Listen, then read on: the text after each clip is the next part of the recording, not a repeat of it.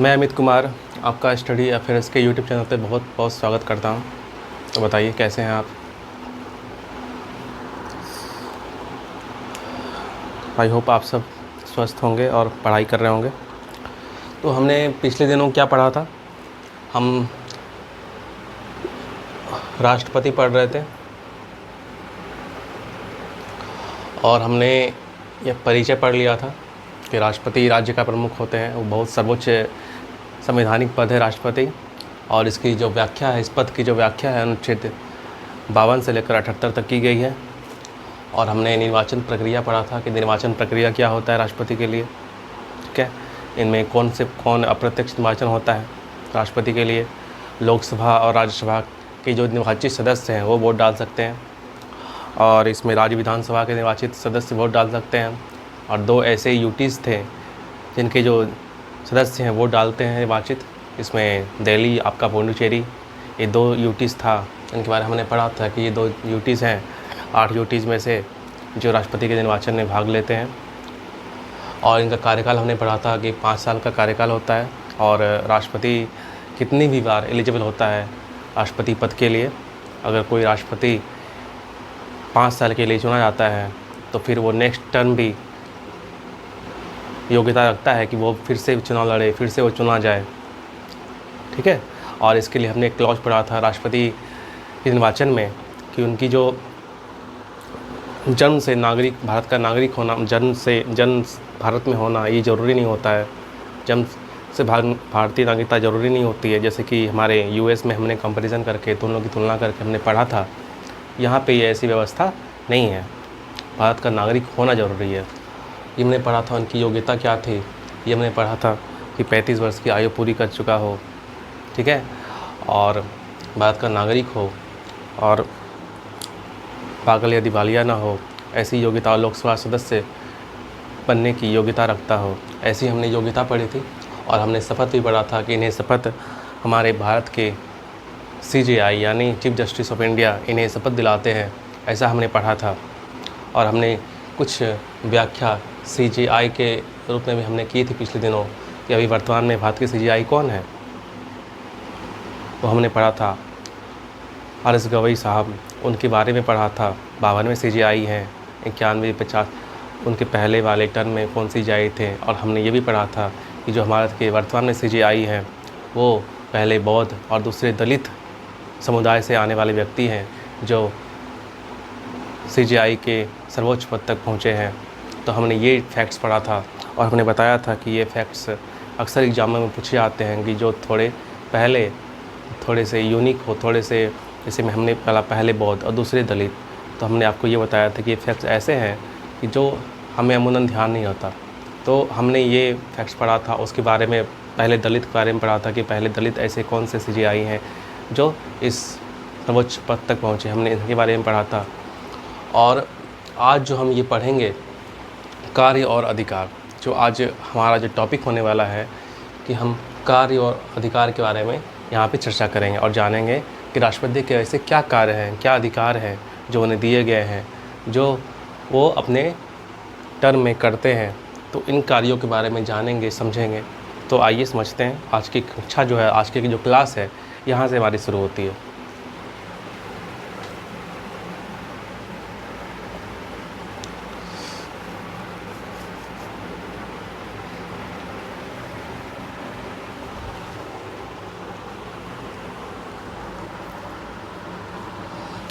तो राष्ट्रपति के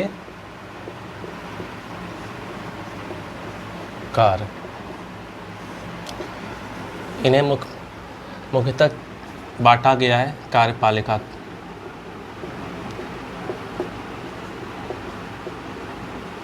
संबंधी कार्य,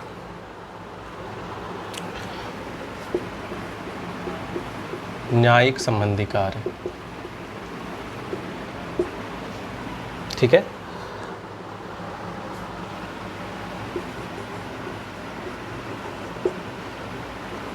विधायी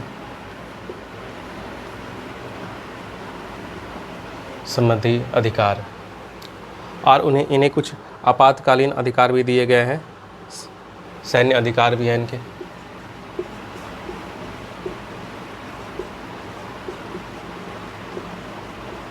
ये 4 मुख्यतः राष्ट्रपति के कार्य हैं और इनके बारे में हम चर्चा करेंगे। पहला कार्यपालिका संबंधी अधिकार, दूसरा न्यायिक संबंधी अधिकार, और तीसरा विधायी संबंधी अधिकार, और चौथा सैन्य अधिकार। ये 4 हम कार्यों की जो सूची है, जो राष्ट्रपति के कार्य हैं मुख्यतः, जो वो करते हैं, जो वो अधिकार रखते हैं, तो इनके बारे में हम ग्रहण चर्चा करेंगे। तो आइए समझते हैं। पहला,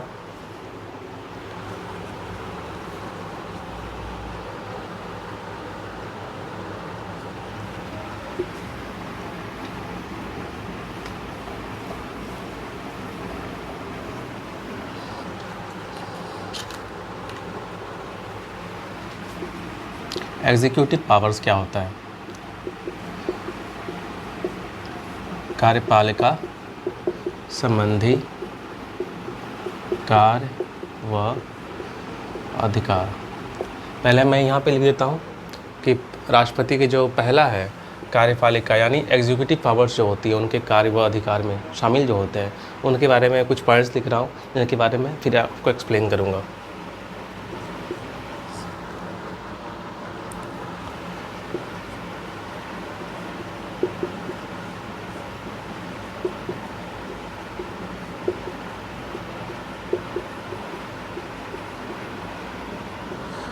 प्रधानमंत्री की सलाह पर मंत्रिपरिषद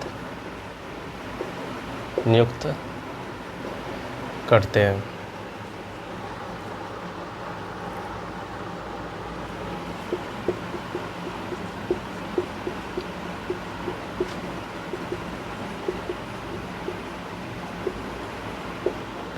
राज्यों में राज्यपाल की नियुक्ति प्रशासनिक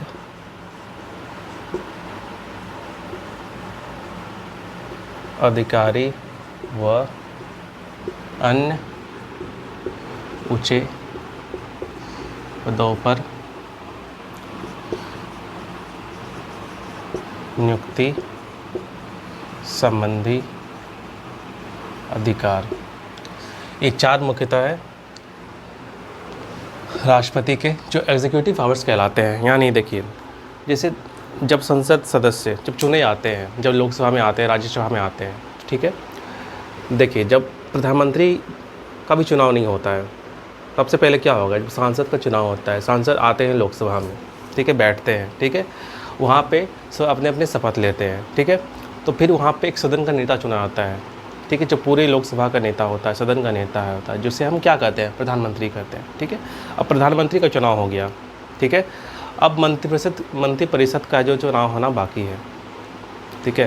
प्रधानमंत्री जहाँ मुख्य भूमिका निभाता है, उसकी पसंद से जो होती है पूरी कैबिनेट तैयार होती है, जहाँ पे सभी सदस्य अलग अलग विभाग के चुने जाते हैं। इसमें सलाह प्रधानमंत्री की होती है कि वो मुख्य गृह मंत्रालय किन्हें देंगे, रक्षा मंत्रालय किन्हें देंगे, वित्त मंत्रालय किन्हें देंगे, और भी जो कितने भी डिपार्टमेंट, आप तो जानते हैं कि बहुत सारे विभाग होते हैं और सबके एक मंत्री होते हैं, ठीक है। तो पूरी मंत्रिपरिषद का निर्माण होता है, ठीक है, जिसे सलाह प्रधानमंत्री देते हैं, लेकिन जिसे नियुक्ति करने का अधिकार किन्हें होता है, प्रधानमंत्री। सारे जो एक सूची बनती है कि कौन सा मंत्रालय किन सदस्यों को दिया जाएगा, ठीक है, और ये सलाह देते हैं राष्ट्रपति को। प्रधानमंत्री ने सलाह दिया कि हमें इन्हें रक्षा मंत्रालय देना है, हमें इन्हें वित्त मंत्रालय देना है, हमें इन्हें गृह मंत्रालय देना है, ऐसे ऐसे जो मंत्रालय हैं इन्हें मंत्री बनाना है, ऐसे पद जो है ये सलाह देंगे राष्ट्रपति को। फिर राष्ट्रपति क्या करेंगे, उनकी नियुक्ति करेंगे। फिर वो अपने अपने विभाग की है, अपने मंत्रालय की है, जो है गोपनीयता की, उस पद की गरिमा की अपनी शपथ लेंगे, यानी सभी शपथ लेंगे। जिस तरह प्रधानमंत्री लोकसभा की सदस्यता लेते हैं, अपने पद की गोपनीयता की सदस्यता लेते हैं, प्रधानमंत्री अपने प्रधानमंत्री पद की सदस्यता मतलब शपथ नहीं लेते, वो लोकसभा के सदस्य की शपथ लेते हैं, जो उच्च सदन के नेता होते हैं। यानी लोकसभा के सदन के नेता कौन हो गए, और ये प्रधानमंत्री हो गए। फिर प्रधानमंत्री जो है अन्य मंत्रियों की नियुक्ति करेंगे, अन्य मंत्रियों के विषय में वो सलाह देंगे, किन्हें देंगे, राष्ट्रपति को देंगे। फिर राष्ट्रपति का काम है कि उन सदस्यों को मंत्रालय से जुड़े जो भी कार्यभार देना, उनकी नियुक्ति करना। फिर वो अपने अपने मंत्रालय की सबके सामने शपथ लेंगे, और उन शपथ में क्या होता है, अपने पद की गरिमा, अपनी पद की गोपनीयता को बना के रखना, ये शपथ का मुख्य शब्द होते हैं जिन्हें कहते हैं। तो नियुक्ति का अधिकार किन्हें दिया गया? नियुक्ति का अधिकार यहाँ पे राष्ट्रपति को दिया गया है। तो राष्ट्रपति को अधिकार है कि मंत्रिपरिषद की नियुक्ति में अपनी भागीदारी, अब उनका ये मुख्य कार्य है। प्रधानमंत्री की सलाह पर मंत्रिपरिषद नियुक्त करते हैं, ये राष्ट्रपति का मुख्य कार्य है। एग्जीक्यूटिव पावर्स है, कार्यपालिका संबंधी अधिकार इन्हें कहा गया है। और दूसरा आकार राज्यों में राज्यपाल की नियुक्ति। आपने देखा होगा कि हमारे 28 राज्य 8 यूटीज़ हैं, ठीक है, सबके अपने राज्यपाल हैं। उन किन्हीं 2 राज्यों की साझा भी राज्यपाल हैं, जैसे पंजाब हरियाणा, ठीक है, 2 अलग अलग स्टेट आते हैं। अब 2 अलग अलग स्टेट आते हैं, ठीक है, लेकिन राज्यपाल तो एक ही है। ऐसी व्यवस्था संविधान में दी गई है। अगर 2 राज्य अगर चाहें तो कभी कभी आप देखते होंगे कि एक राज्यपाल जिनके प्रभार में 2 से 3 राज्य भी होता है। ऐसी व्यवस्था संविधान में है कि ये इसकी व्यवस्था राष्ट्रपति करते हैं। राष्ट्रपति को लगता है कि एक राज्यपाल 2 से 3 स्टेट को देख सकता है, संभाल सकता है। जहाँ पे ज़रूरत होती है वैसे कि ज़्यादा अलग अलग राज्यपाल को 2 राज्य ना दिया जाए, साझा में काम चल जाए। जैसे पंजाब हरियाणा 2 अपने अपने बॉर्डर शेयर करते हैं, ठीक है, उनमें कल्चरल समानता होती है, सांस्कृतिक समानता होती है, भाषाई समानता होती है बहुत हद तक। तो ऐसी व्यवस्था दी गई है कि राष्ट्रपति 2 राज्य के एक साझा राज्यपाल नियुक्ति, जो दोनों राज्य की व्यवस्था को देखते हैं। तो राज्यपाल की नियुक्ति का अधिकार किन्हें दिया गया है? राष्ट्रपति को दिया गया है। तो राष्ट्रपति का ये मुख्य कार्य है कि राज्यपाल की नियुक्ति करना। हमारे अभी बिहार के राज्यपाल आप कौन हैं? आप नीचे कमेंट्स में बताइए कि अभी वर्तमान में हमारे बिहार के राज्यपाल कौन हैं, और इस जो अभी वर्तमान में राज्यपाल हैं वो पहले कौन से स्टेट के राज्यपाल थे, कौन से राज्य के राज्यपाल थे। बहुत ही प्रतिष्ठित व्यक्ति हैं जो हमारे अभी बिहार के राज्यपाल हैं। आप जान रहे होंगे कौन है जो पहले केरल के राज्यपाल थे। इसका उत्तर मैं यहाँ नहीं दूंगा, आपको देना है कमेंट्स में, तो प्लीज़ बताइए कौन है। ये ऐसे प्रश्न होता है वन डे एग्ज़ाम में, बहुत महत्वपूर्ण होते हैं जो अक्सर पूछे जाते हैं। तो आपको अपने अपने स्टेट की पूरी कैबिनेट की लिस्ट याद रखनी होगी। मैं एक दिन आऊँगा, अपने बिहार की, अपने राज्य की, अपने देश की पूरी कैबिनेट में पढ़ाऊँगा कि अमुक मंत्रालय किन्हें दिया गया है। ऐसे क्वेश्चंस एग्जाम में 1-2 क्वेश्चंस पूछे जाते हैं जो आपको याद रखना होगा, ठीक है। तो हमने दूसरा पढ़ लिया राज्यों में राज्यपाल की नियुक्ति, ये। और तीसरा है प्रशासनिक अधिकारी व अन्य ऊंचे पदों पर नियुक्ति संबंधी कार्य, यानी कैग है, अटॉर्नी जनरल है, सॉलिसिटर जनरल है। ऐसे जो ऊंचे पद होते हैं तो उनकी नियुक्ति कौन करते हैं? उनकी नियुक्ति हमारे राष्ट्रपति साहब करते हैं। ये उनको अधिकार दिया गया है कि संविधान में ऐसे ऊंचे पद जो पूरी कार्यपालिका व्यवस्था को संभालते हैं, जो पूरे लोकसभा के पीछे इनकी पावर लगती है, जो पूरे लोक लेखा नीति तैयार होती है, बजट तैयार होता है, जितने भी सारे हमारे व्यय हैं उनको जो रिकॉर्ड रखने का जो काम है एक अधिकारी करेंगे। जो ऊंचे पद पर बैठे व्यक्ति हैं उनको कौन नियुक्त करते हैं? ऐसे जो बहुत सारे पद हैं, ऊंचे पद हैं, सॉलिसिटर जनरल है, अटॉर्नी जनरल हमारे हैं। तो ऐसे पद पर नियुक्ति संबंधी अधिकार किन्हें दिया गया है? हमारे राष्ट्रपति को दिया गया है। तो हमने ये पढ़ा प्रशासनिक अधिकारी व अन्य ऊंचे पद पर नियुक्ति संबंधी अधिकार। तो हमने कार्यपालिका अधिकार पढ़ लिया। अब नेक्स्ट जो हम पढ़ेंगे विधायी अधिकार, लेजिस्लेटिव पावर्स।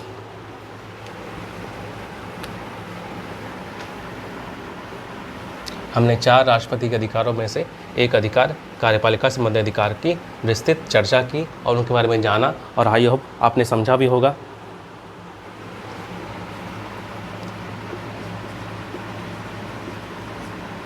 विधायी अधिकार। अब विधायी अधिकार में क्या आता है, किन किन बातों को हम ध्यान रखते हैं, क्या क्या बातें ज़रूरी हैं, इनके बारे में हम लिखते हैं पहले, फिर चर्चा करेंगे। संसद का सत्र बुलाते हैं।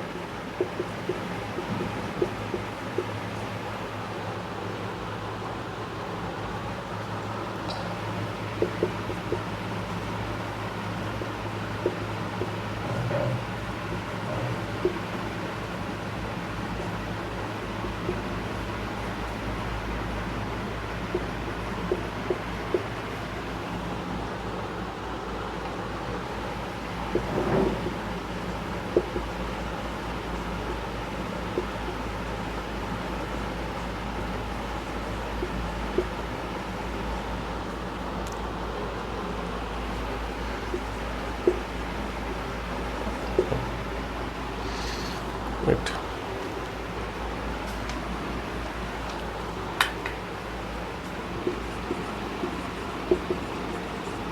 विधेयक पर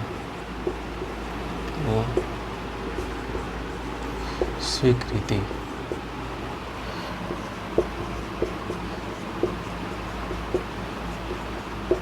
उसे विचार के लिए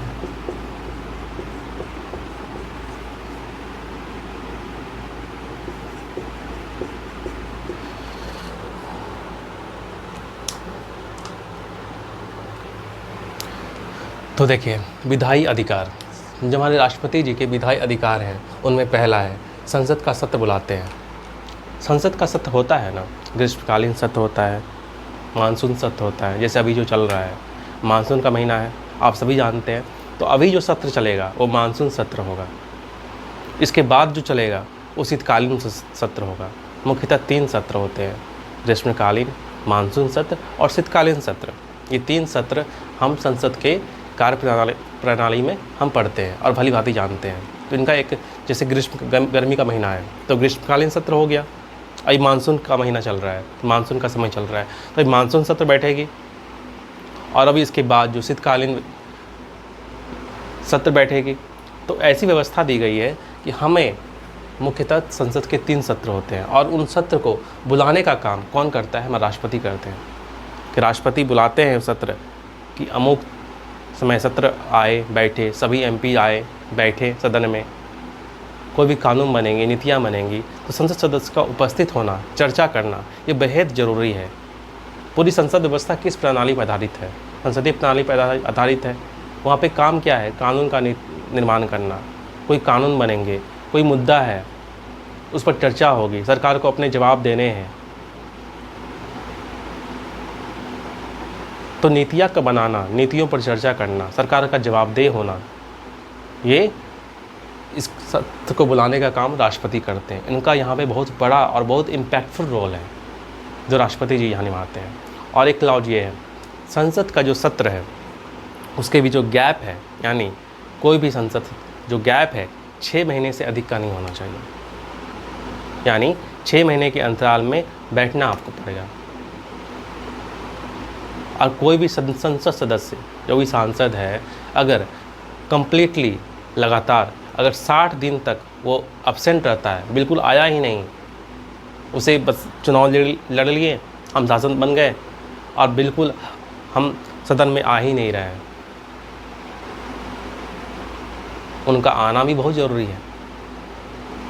तभी तो अपने क्षेत्र के जो भी है मांगे रखेंगे, अपने क्षेत्र में चल क्या रहा है ये बताएंगे, अपने क्षेत्र की जो मांगे हैं, जो कमियां हैं, उनको वहाँ पे रखेंगे पटल पर। ये बहुत ज़रूरी होता है। एक स्वस्थ संसदीय व्यवस्था के लिए बहुत ही ज़रूरी होता है कि आपके क्षेत्र के सांसद सदन में आए, सदन में अपने प्रश्न रखें, उन पर चर्चा हो। ये दिखाता है कि हमारे सांसद कितने जागरूक हैं, कितना वो हमारे क्षेत्र के बारे में सोचते हैं। अगर हमारे क्षेत्र के सांसद सदन में नहीं आते, सदन में वो अपनी भागीदारी नहीं देते, सदन में कोई अपने जो बातें हैं, अपनी मांग है, अपने मुद्दे नहीं रखते, उन पर चर्चा नहीं करते, तो ये आपके हित के लिए, जनता के हित के लिए सही नहीं है। इसलिए हमारे सांसद का सदन में आना, अपने क्षेत्र के मुद्दे उठाना, अपने नीति निर्माण में चर्चा करना, ये बेहद ज़रूरी है। स्वस्थ लोकतंत्र के लिए, स्वस्थ संसदीय व्यवस्था के लिए बेहद ज़रूरी है कि हमारे हाथ में होता है कि हम अपने क्षेत्र के लिए किन लोगों को चुनते हैं, कि कौन हमें हमारे क्षेत्र के लिए, भलाई के लिए, विकास के लिए कैसा काम करेगा। ये हमारे हाथ में होता है, हमारे वोट के हाथ में होता है। तो इसलिए आने वाला चुनाव आने वाला है, बिहार विधानसभा का चुनाव। पिछले दिन हमने लोकसभा का चुनाव लड़ा, जीता। इसी तरह हमारे बिहार विधानसभा का चुनाव होने वाला है। तो हम अपने वोट के अधिकारों को समझे। मैं बार बार कहता हूँ, क्योंकि एक वोट बहुत मायने रखता है और हमारे भारत में इसे नज़रअंदाज कर दिया जाता है। इसलिए अपने वोट की गरिमा, उसकी महत्ता को समझे और अपनी चयन प्रणाली में भी सुधार लाए, जाति, धर्म, मूलवंश इससे ऊपर उठकर वोट करे, जो हमारे देश के लिए सही हो, जो हमारे राज्य के लिए सही हो, जो हमारे अधिकार, हमारे कर्तव्य के लिए सही हो। ये मूल संविधान का मंत्र है, तो इसे हम बखूबी समझें और जानें।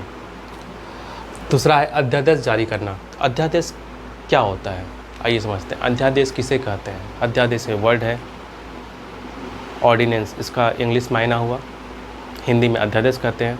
अध्यादेश जब सदन सत्र में ना बैठ रही हो, जब सदन नहीं आ रही हो, जब सदन की बैठक नहीं हो रही हो, ऐसी आपातकालीन स्थिति हो जाती है जब राष्ट्रपति को लगता है कि अब तो कानून बनाना बेहद ज़रूरी है या सदन को बुलाना बेहद ज़रूरी है, क्योंकि सदन आएंगी, बैठेंगी, चर्चा होगी, नीतियाँ निर्माण होगी, बहस होगी, तभी तो संसद का वैल्यू है, संसद की इम्पोर्टेंस है। अगर वो ही ना हो तो फिर संसद की महत्ता क्या है, तुम्हारा पार्लियामेंट का महत्व क्या है? तो इस पर पूरा ध्यान हमारे राष्ट्रपति साहब का रहता है। वो ये ध्यान रखते हैं कि संसद बैठ रही है या नहीं। अगर उनको लगता है कि संसद बैठ नहीं रही है तो अध्यादेश जारी करते हैं, बुलाते हैं सदन को कि आप आओ, चर्चा करो। कभी ऐसा लगता है राष्ट्रपति को कि अब ऐसी व्यवस्था हो गई है कि हमें कोई ऐसी कानून बनानी चाहिए जब सदन सत्र में ना हो। मान लीजिए ऐसी आपातकालीन स्थिति हो गई, ऐसी आपातकालीन स्थिति हो गई, हमारे देश ने, प्रधानमंत्री ने त्यागपत्र दे दिया हो, लेकिन ऐसी व्यवस्था है, चुनाव अभी होगा तब तो प्रधानमंत्री नए प्रधानमंत्री बनेंगे, ऐसी व्यवस्था हो गई हो कि प्रधानमंत्री की मृत्यु हो गई हो या सदन मतलब ऐसा बहुमत ना हो कि कोई दल के पास ऐसा स्पष्ट बहुमत ना हो कि वो अपना जो भी दावेदारी पेश कर पाए कि हम अब सत्ता में एलिजिबल हैं, ऐसी सीट ना हो, तो राष्ट्रपति के पास ये विवेकाधिकार होता है कि स्पष्ट बहुमत ना होने की स्थिति में, अगर किसी दल के पास स्पष्ट बहुमत ना होती, चुनाव हुआ, ठीक है, चुनाव हुआ, ए दल, बी दल, सी दल और डी दल, मैं यहाँ पे नाम ले, आप कोई भी दल सोच सकते हैं, 4 दल हैं, ठीक है। अगर लोकसभा का चुनाव होता है, इन चारों दल के पास ऐसी नंबर्स नहीं है जो बहुमत लोकसभा चुनाव जीतने के लिए ज़रूरी हो, तो राष्ट्रपति ये फैसला लेते हैं। आमतौर पर देखा जाता है कि 2 से 3 दल गठबंधन कर लेती है और सरकार बनाती है, लेकिन फिर भी ऐसे मान लिया जाए, ऐसी स्थिति आ जाए कि ऐसे नंबर्स नहीं बन रहे हैं, क्योंकि हमारे बहुत साल पहले ऐसा हो चुका है, तो राष्ट्रपति को ये अधिकार है, वो विवेकाधिकार कहते हैं, राष्ट्रपति का ये विवेकाधिकार है कि वो स्पष्ट बहुमत न होने की स्थिति में किसी भी दल को सरकार बनाने के लिए आमंत्रित कर सकते हैं, यानी वो सरकार बनाएंगे, राष्ट्रपति को चुनने का अधिकार है, उनके पास ये विवेकाधिकार है कि वो ऐसे दल को चुने जो अपने सदन का नेता चुने, जो प्रधानमंत्री बनाए। कभी कभी ऐसी स्थिति आती है कि प्रधानमंत्री के पद पर रहते हुए उनकी मृत्यु हो जाती है, तो तब क्या होता है, या ऐसी स्थिति आती है जब लोकसभा जो होता है डिसॉल्व हो जाती है, तो ऐसी स्थिति में, क्योंकि तब तक वैकेंट है, समय वैकेंट है, अब नया दल, अब नई प्रधानमंत्री चुने जाएंगे या चुनाव होगा, तभी तो एक समय लगेगा ना। लेकिन उस समय के लिए ऐसी व्यवस्था पनप रही है जहाँ लगता है राष्ट्रपति को कि ऐसी व्यवस्था हो गई है जहाँ पे कानून का बनना, नीतियाँ का बनना बेहद ज़रूरी है। तो ऐसी आपातकालीन व्यवस्था में, ऐसी आपातकालीन समय में राष्ट्रपति को ये अधिकार है कि वो अध्यादेश यानी ऑर्डिनेंस जारी करे। ये ऑर्डिनेंस अल्पकालीन होता है, कुछ समय के लिए होता है, लेकिन ये महत्ता एक कानून की तरह ही रखता है, ठीक है।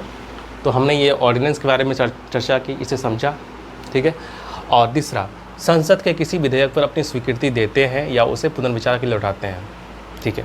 पहली बात, अगर कानून का निर्माण होगा, कोई बिल पेश होगा, लोकसभा में जाएगा या राज्यसभा, ये किसी भी मतलब सदन में जा सकता है, ये कोई फिक्स नहीं है कि कोई भी जो बिल है ये लोकसभा में आएगी या राज्यसभा में जाएगी, मतलब स्वेच्छा से किसी भी सदन में आ सकता है कोई भी बिल। तो बिल आई लोकसभा में, यहाँ से चर्चा हुई, ठीक है, बिल पास भी हो गया बहुमत से, फिर राज्यसभा गई, राज्यसभा में चर्चा हुई, बिल पास हो गया। ठीक है, अब नेक्स्ट क्या है, अब कानून बनेगा कैसे? दोनों सदन से बिल चर्चा हो गई, पास हो गया, ठीक है, बहुमत से पास हो गया। अब नेक्स्ट जो बिल है वो राष्ट्रपति के पास जाएगा। अब राष्ट्रपति क्या करेंगे?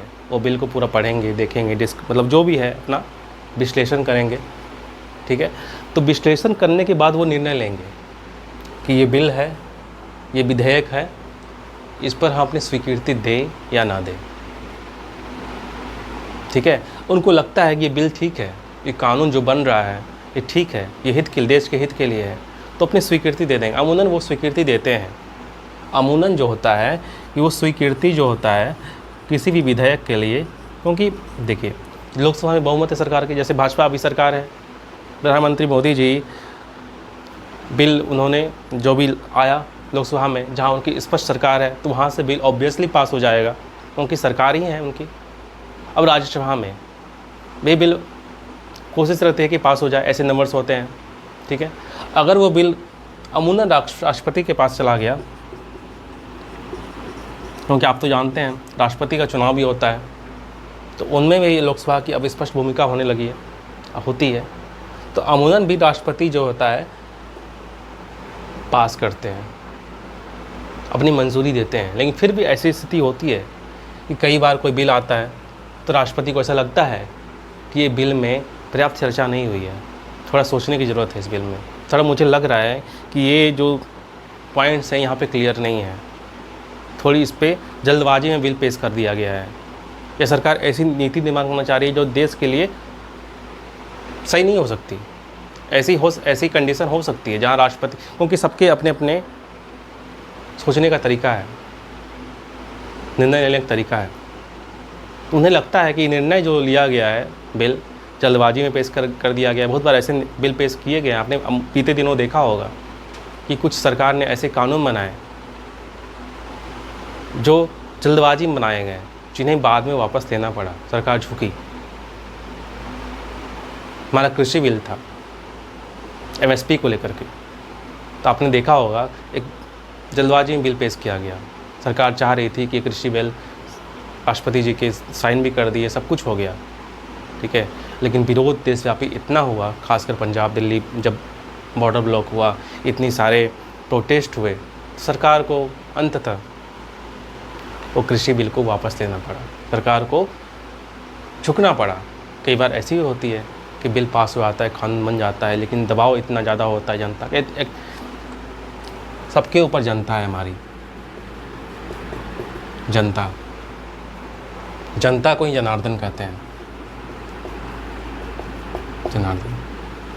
हमारा देश लोकतंत्र की बुनियाद पर टिका होता है, ठीक है, इसलिए कोई भी ऐसा लोकतंत्र की खास बात यही है कि जनता सबसे ऊपर है, यहाँ पे निरंकुशता नहीं होती, क्योंकि हमने जो सरकार बनाया है उन्हें चुनकर भेजा है, उनके अपने वोट की ताकत से भेजा है, ये हमारा चुनाव है, और कोई ऐसी नीति नहीं बन सकती। अगर जनता चाह ले तो नीतियाँ बदलेंगी, नीतियाँ चेंज होंगी, नीतियों में सुधार होगा। तो MSP कृषि बिल ऐसा ही था, देशव्यापी हड़ताल हुआ, प्रोटेस्ट हुए, तो अंततः सरकार को झुकना पड़ा, सरकार ने बिल को वापस लिया। उसी तरह राष्ट्रपति को कुछ लगता है कि ये बिल सही नहीं है, ये देश के हित के लिए सही नहीं है, तो उन्हें वो पुनर्विचार के लिए लौटाती है वापस सरकार को कि आप इस बिल को एक बार और विश्लेषण करो, क्योंकि ये इसमें ये अमूल क्लॉज लग रहा है कि ये मुझे सही नहीं लग रहा, तो आप इस पर एक बार देखो, इसे समझो। तो सरकार, तो उन्होंने क्या किया, उन्होंने पुनर्विचार यानी रिव्यू, उन्होंने रिव्यू के लिए वापस भेजा, यानी रिव्यू, ये रिव्यू देने का अधिकार, रिव्यू वापस बिल को भेजने का अधिकार राष्ट्रपति को है, ठीक है। हमने ये पूरी विधायी अधिकार जो है उन्हें पढ़े। अब इसके आगे क्या है,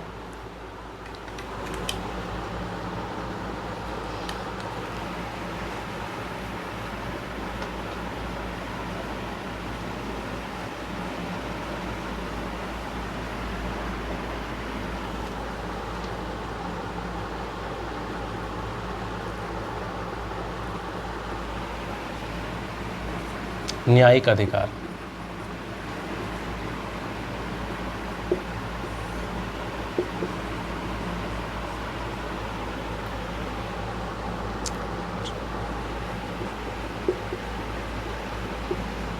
विलंब, राहत या दंड देने में परिवर्तन का अधिकार। एक क्षमा क्या है? आर्टिकल 72। आर्टिकल 72, अगर किसी व्यक्ति को व्यक्ति ने अमूमन अपराध किया, वो जेल की सज़ा काट रहा है, ठीक है, सज़ा अदालत के द्वारा मिल गई है उसे, इसे आजीवन कारावास मिल गया या इसे फांसी पर लटकाया जाएगा। उन्होंने ऐसा अमुक अपराध कर लिया है जहाँ पे उसे सज़ा सुनाई गई फांसी की, ठीक है। अब देखिए, अपराधी जो है उसके पास विकल्प होता है, वो राष्ट्रपति से, उसे ऐसा लगता है कि उसने अपराध नहीं किया, ऐसी कोई वजह हो सकती है बहुत बार, तो वो एक रिव्यू, एक मतलब कोशिश कर सकता है, उसके पास ये अधिकार है, वो राष्ट्रपति से क्षमादान मांगे। अब ये राष्ट्रपति के विवेकाधिकार पे निर्भर करता है कि उस व्यक्ति पर अपनी क्षमा दृष्टि देगा या नहीं देगा, उसे क्षमा करेगा या नहीं करेगा।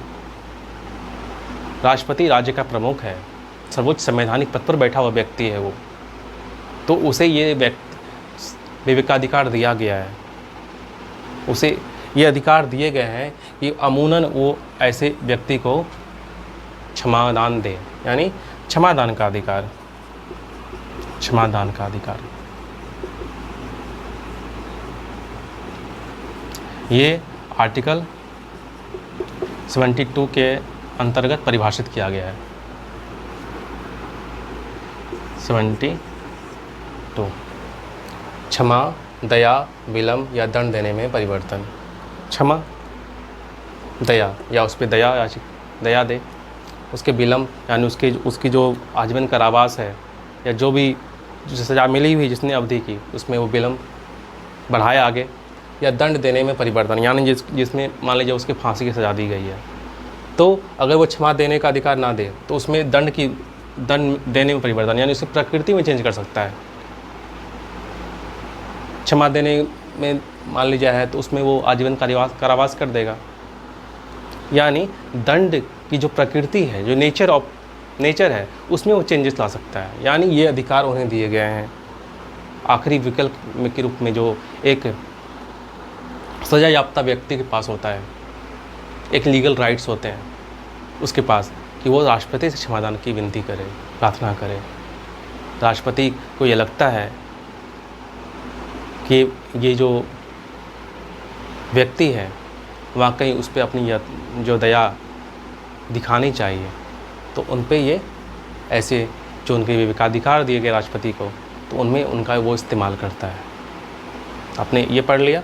अब नेक्स्ट जो हम पढ़ेंगे,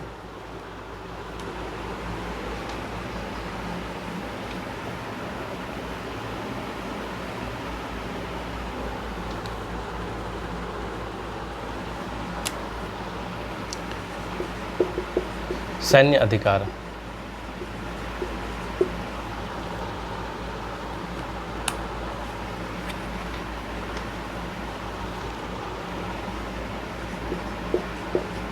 सैन्य अधिकार, राष्ट्रपति क्या होता है? पहला का राष्ट्रपति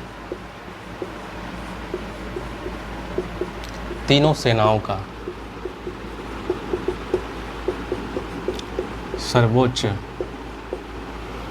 कमांडर होता है। ये तीनों सेना कौन सी है?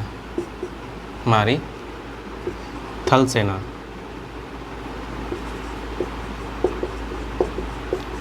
हमारी वायुसेना,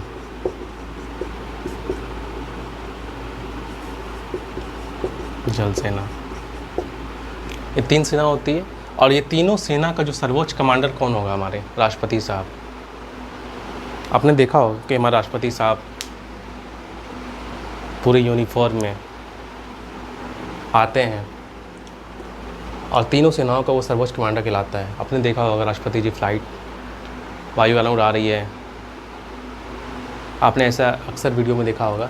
तो राष्ट्रपति को क्या कहा जाता है? राष्ट्रपति राज्य के प्रमुख होते हैं, सर्वोच्च संवैधानिक पद पर बैठे हुए व्यक्ति होते हैं। तो उन्हें अधिकार दिया गया है कि आप ये तीनों सेनाओं को लीड करो। सर्वोच्च कमांडर, ये पद जो है, सर्वोच्च कमांडर का जो पद है, सुप्रीम कमांडर, यानी इन्हें इंग्लिश में कहेंगे सुप्रीम कमांडर। ये जो वर्ड है सुप्रीम कमांडर का एक पद है इन्हें दिया गया है, हमारे प्रेसिडेंट ऑफ इंडिया को दिया गया है, प्रेसिडेंट ऑफ इंडिया को। ठीक है, हमने ये समझ लिया कि ये पूछा जाएगा आपसे एग्जाम में, राष्ट्रपति किन का सर्वोच्च कमांडर होता है, तीनों सेनाओं का। या ये सब पूछा जाएगा कि कौन सा व्यक्ति तीनों सेनाओं का सर्वोच्च कमांडर होता है, लिखा जाएगा राष्ट्रपति, प्रधानमंत्री, मुख्यमंत्री, या फिर जो रक्षा मंत्रालय का जो मंत्री होता है, रक्षा मंत्री, ऐसा पूछा जाएगा। तो आपको कौन सा टिक करना है, राष्ट्रपति साहब। ये बहुत सारे वन डे एग्जाम में ये क्वेश्चन पूछा गया, ये स्टार क्वेश्चन है, स्टार क्वेश्चन है। तो आपको ये याद रखनी पड़ेगी। हम पूरा लेयर्स बाय लेयर्स पढ़ रहे हैं। जो राष्ट्रपति के जो अधिकार हैं, हमारे 4 अधिकार बताया हमने, तो उन अधिकारों के बारे में ये लास्ट है, सैन्य अधिकार। एक और है,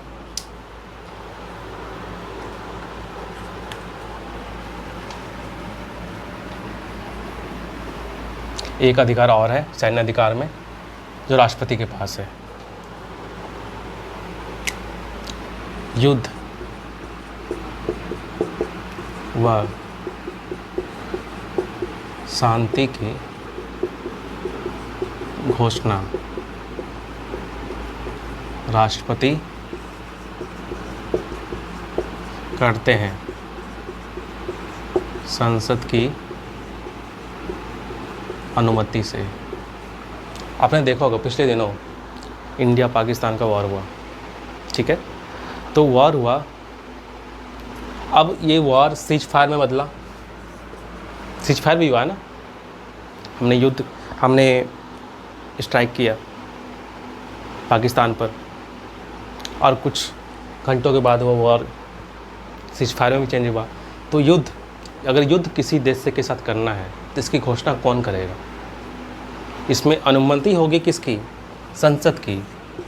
संसद की, लोकसभा प्लस राज्यसभा, और इसमें शामिल कौन भी होते हैं? राष्ट्रपति साहब भी।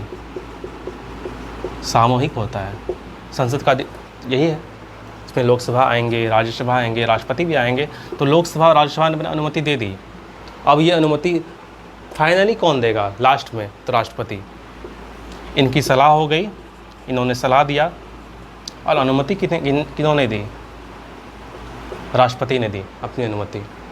तो संसद की प्रमुख भूमिका होती है यहाँ पे। अगर युद्ध की घोषणा करनी हो, शांति की घोषणा करनी हो, तो वो अधिकार किसके पास है? राष्ट्रपति जी के पास। लेकिन इनके सलाह पर, संसद की सलाह पर, संसद की अनुमति से। तो ये घोषणा करेंगे कौन ऑफिशियली? हमारे राष्ट्रपति साहब, उन्हीं अधिकार दिया गया। ठीक है, तो हमने ये पूरी विस्तृत जो कार्यप्रणाली है, कार्यपालिका अधिकार, विधायी अधिकार, न्यायिक अधिकार और सैन्य अधिकार, ये चारों अधिकार राष्ट्रपति के प्रमुख हैं, जो वो अपने पद पर बैठे आसीन होते हुए वो कार्य करते हैं। इन अधिकारों का वो पालन करते हैं।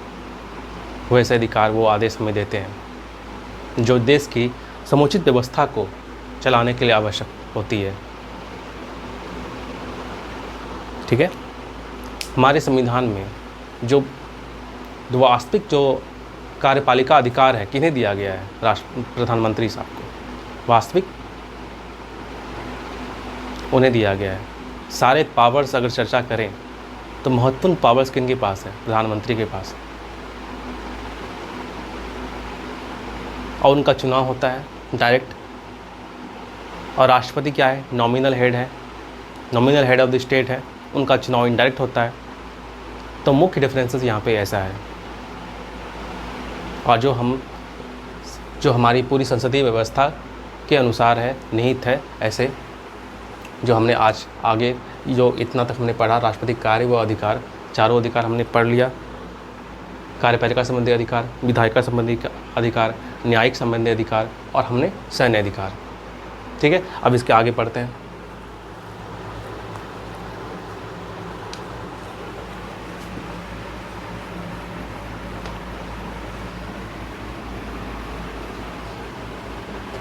अब आगे क्या है, राष्ट्रपति को हटाने की प्रक्रिया क्या होगी।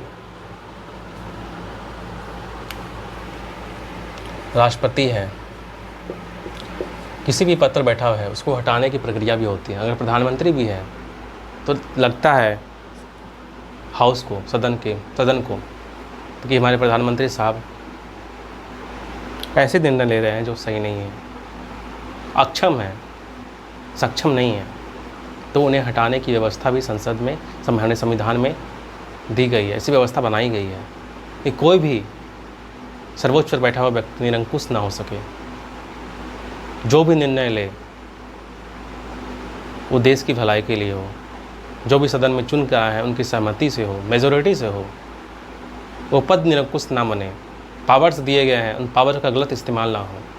तो इसलिए हमारे राष्ट्रपति को भी हटाने की व्यवस्था दी गई है। तो राष्ट्रपति को हटाने की प्रक्रिया, इनका प्रोसेस क्या है।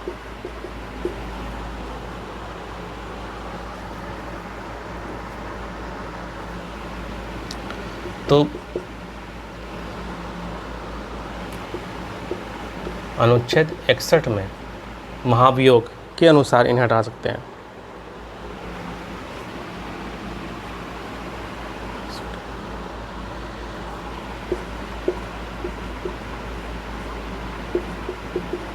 संसद द्वारा राष्ट्रपति पर महाभियोग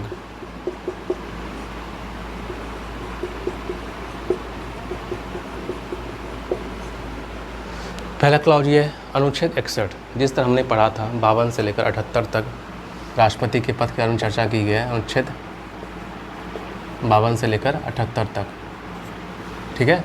तो अनुच्छेद 61 के अंदर क्या है, राष्ट्रपति, अनुच्छेद 61 बहुत महत्वपूर्ण है। जो राष्ट्रपति को हटाने की व्यवस्था यहाँ दी गई है। राष्ट्रपति को हटाया किसके द्वारा जाएगा, ये महाभियोग, ये जो शब्द है महाभियोग, इसका इस्तेमाल क्या आता है राष्ट्रपति को हटाने के संबंध में, ठीक है। तो महाभियोग शब्द आया अनुच्छेद 61 में और राष्ट्रपति को हटाने की प्रक्रिया के संबंध में, ठीक है। और क्या प्रोसेस है इसमें, दोनों सदन, महाभियोग कैसे होगा, कैसे पारित किया जाएगा, दोनों सदन के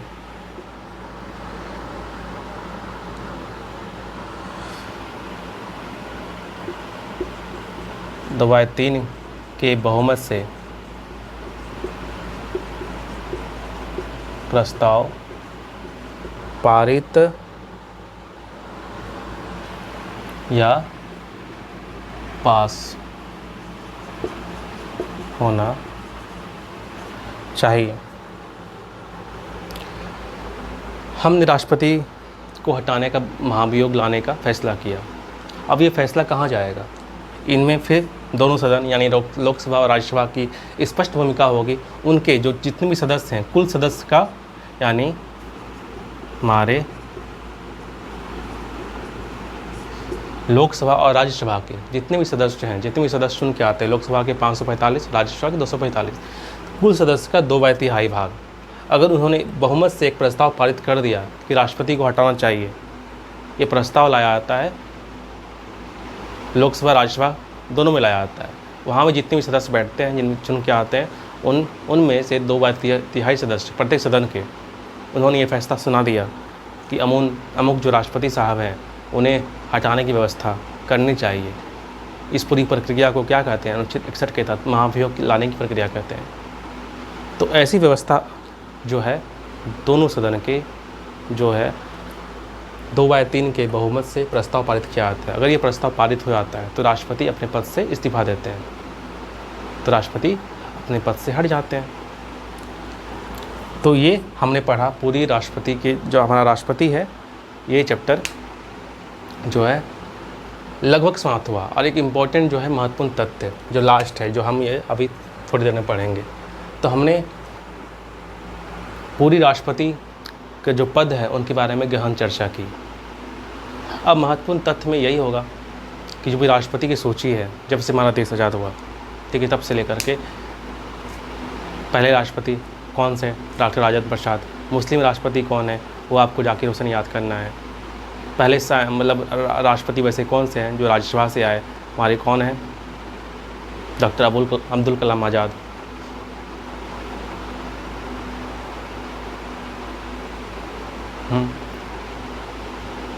तो ऐसे ऐसे जो क्वेश्चंस हैं, जो फैक्ट्स हैं, हमारे अभी के राष्ट्रपति कौन हैं? द्रौपदी मुर्मू, पहली जनजाति समुदाय से आने वाली व्यक्ति हैं। पहली महिला राष्ट्रपति कौन है?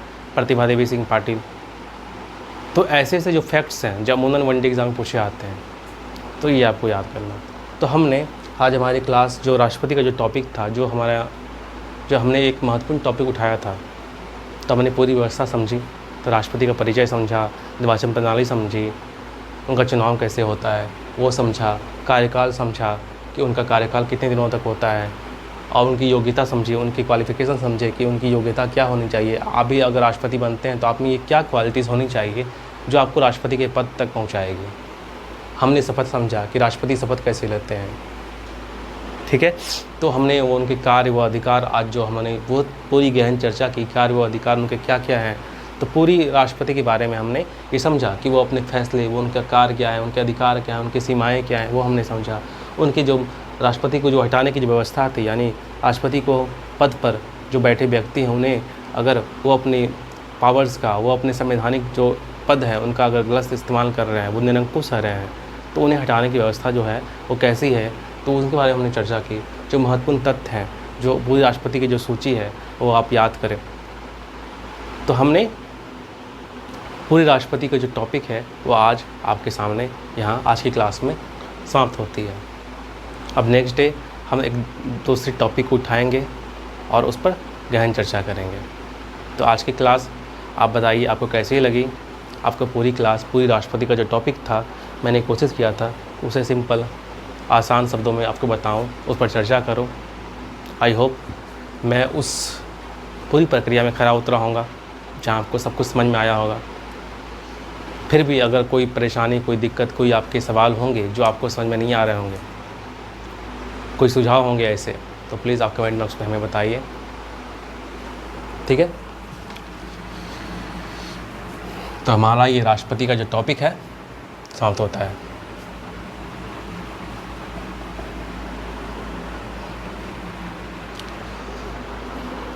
आगे पॉलिटी कक्षा को हम आगे बढ़ाएंगे नेक्स्ट डे, ठीक है। तब तक के लिए आप प्लीज़ हमारे जो स्टडी अफेयर्स